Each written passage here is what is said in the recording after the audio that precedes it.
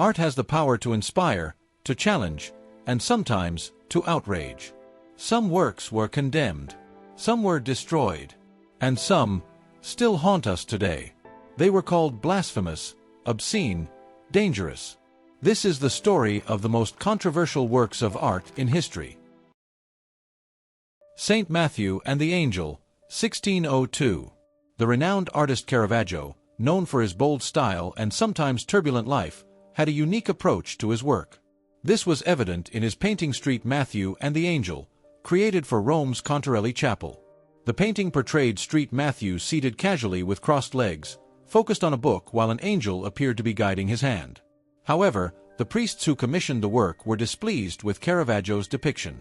They felt the saint looked too ordinary and lacked the dignity and spiritual presence they expected. As a result, the painting was rejected and did not remain in the chapel for long. Sadly, it was later destroyed in a fire in 1945, leaving only a photograph as a record of its existence. The Last Judgment, 1541. Michelangelo painted this fresco in the Vatican Sistine Chapel between 1536 and 1541. Like many artists of his time, he often depicted the human form in the nude, as seen in his famous sculpture David. The Last Judgment was no exception, featuring numerous nude and semi-nude figures. However, artistic sensibilities were shifting in the 16th century, and the fresco soon became controversial. Not long after Michelangelo completed the work, the Council of Trent convened to reform the Catholic Church and counter the growing Protestant movement. One of their concerns was that nudity in religious art could be inappropriate or distracting. As a result, in 1565, Pope Pius IV commissioned artist Daniele da Volterra to paint clothing onto some of the figures, making the fresco appear more modest. The Nude Maya, circa 1797 to 1800. Renowned Spanish artist Francisco Goya painted this portrait of a woman in the late 1790s. The Duke of Alcudia, a Spanish nobleman, acquired the artwork and kept it in a private room in his home. At the time, Spanish art was heavily influenced by the moral standards of the Catholic Church, and nude paintings were rare. Goya's work was not only bold but also risky, given that the Spanish Inquisition was still active. Eventually, word of the painting reached officials, leading to an inquiry. Goya was questioned about his work, but he was ultimately released without further consequences. No Loitering, 2008. In August 2005, Hurricane Katrina caused widespread devastation in New Orleans. 3 years later, the elusive street artist Banksy visited the city during its rebuilding efforts. Among the works he created was No Loitering, one of his more overtly political pieces from that period. The artwork features an elderly person holding an American flag beneath a sign reading, No Loitering. This striking contrast challenges the idea of universal freedom, subtly critiquing the societal restrictions and inequalities present in post-Katrina America. Le Déjeuner sur el Herbe, 1863. French artist Edouard Manet submitted Le Déjeuner sur el Herbe, The Luncheon on the Grass, to the Académie des Beaux-Arts, one of France's most prestigious cultural institutions.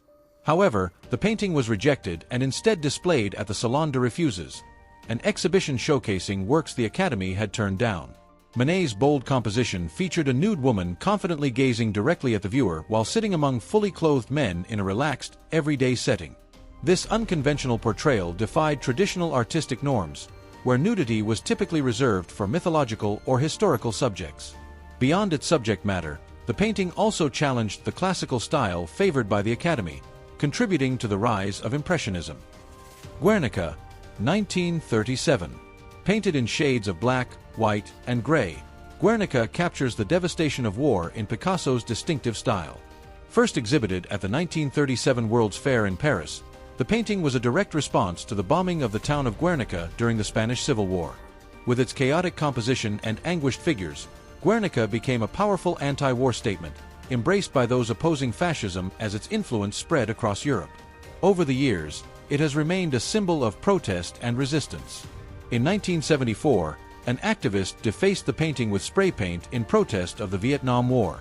Decades later, in 2003, a tapestry reproduction of Guernica at the United Nations was covered up before U.S. Secretary of State Colin Powell's speech ahead of the Iraq War, highlighting the painting's enduring impact. Campbell's Soup Cans, 1962. In 1962, Andy Warhol revealed his collection of 32 paintings, each featuring a different variety of Campbell's soup. Though each painting depicted a unique flavor, the repetitive nature of the images mirrored the mass production ethos of 20th century America, a central theme in the pop art movement. Whereas Dutch old masters had meticulously crafted still-life paintings of fruits, meats, and objects, Warhol transformed the humble Campbell's soup can, an everyday item found in American kitchens, into art. But why soup cans, and why 32 nearly identical images? Warhol explained, "I used to have the same lunch every day, for 20 years, I guess, the same thing over and over again." The paintings sparked debate about whether they could even be considered art. Blue Poles, aka Number 11, 1952. By the time American artist Jackson Pollock passed away in 1956 at the age of 44, he had become a key figure in the abstract expressionism movement, which championed spontaneity in art. His work is known for its vibrant mix of colors, lines, drips, and dots, with Blue Poles being a prime example. Though created in the United States, Blue Poles would eventually find a home on the other side of the world. In 1973, the Australian government purchased the painting for a then-record $1.3 million AUD, securing it for the National Gallery of Australia. This marked the highest price ever paid for an American painting at the time. However, not everyone was pleased with the purchase.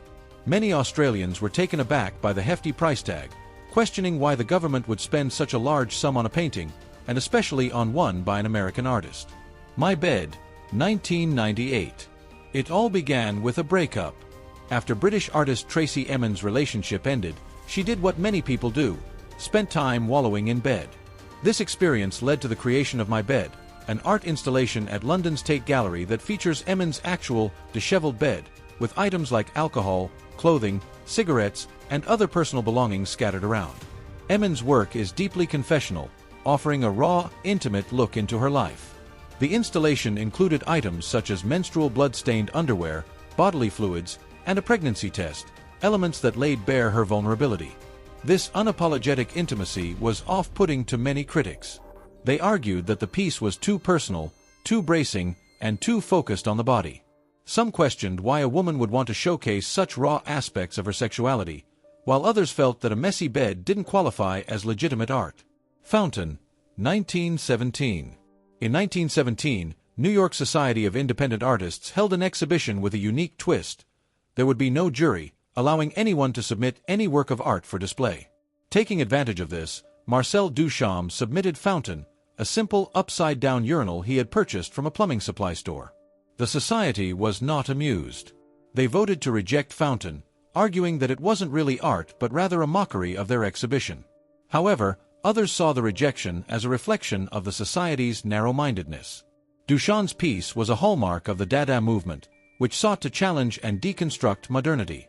While the society viewed Fountain as a joke, Duchamp supporters saw it as a provocative challenge to the very definitions of art and a critique of who holds the authority to decide what qualifies as art.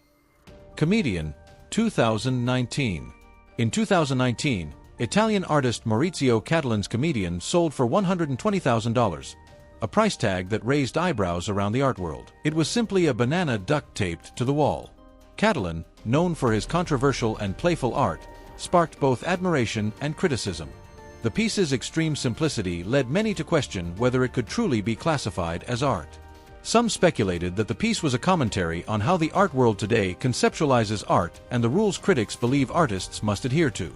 The installation was displayed in various locations, including the Liam Museum of Art in Seoul, where curators regularly replaced the banana as it rotted. In 2023, a college student even peeled the banana off the wall and ate it, further blurring the lines between art and performance. As of 2024, one of the 3 editions of Comedian was set to be sold at auction for as much as $1.5 million. David Galpern of Sotheby's suggested that the auction would ultimately decide the artwork's value, calling it a final realization of the conceptual idea behind Comedian, where the public would have the power to determine its worth. At the auction, Comedian exceeded expectations, selling for a stunning $6.2 million. The winning bid came from Justin Sun, a cryptocurrency entrepreneur, after a fierce bidding war involving 7 participants. Piss Christ, 1987. In 1987, the Stux Gallery in New York exhibited a photograph by Andres Serrano, a provocative image of a Catholic crucifix submerged in a vat of Serrano's own urine. The photograph, titled Piss Christ, ignited an immediate uproar among conservative Christians, many of whom condemned it as blasphemous. The crucifix, a deeply sacred symbol in Catholicism, was now depicted in what they considered an insulting and irreverent manner. The backlash was intense, with Serrano receiving hate mail, death threats, and even experiencing vandalism aimed at his artwork. The controversy took Serrano by surprise. In a 2012 interview with The Guardian, he reflected, "At the time I made Piss Christ, I wasn't trying to get anything across. In hindsight, I'd say Piss Christ is a reflection of my work, not only as an artist, but as a Christian." Myra, 1995. In the 1960s, Ian Brady and Myra Hindley were responsible for the tragic murders of 5 children in northern England. Nearly 30 years later, in 1997, British artist Marcus Harvey created a portrait of Hindley, based on her mugshot, for an exhibit at the Royal Academy. The decision to make a serial killer the subject of a portrait drew heavy criticism from both the public and the art world, especially in Britain, where Hindley's crimes had taken place. The backlash was so intense that the portrait was vandalized twice during the exhibition. However, Harvey's work was not as straightforward as it seemed.